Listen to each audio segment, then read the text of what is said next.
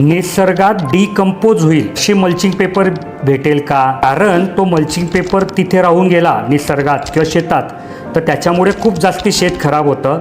अतिशय महत्त्वाचा मुद्दा या शेतकरी दादाने मांडला आहे. तुम्ही लोक काय करतात, फक्त रेट कमी आहे म्हणून तो तुमच्या गावात भेटतो तो हलका मल्चिंग पेपर घेऊन टाकतात आणि त्या मल्चिंग पेपरने पहिल्यांदा तर काय होतं की तुम्हाला मल्चिंग पेपरचे फायदे भेटत नाही.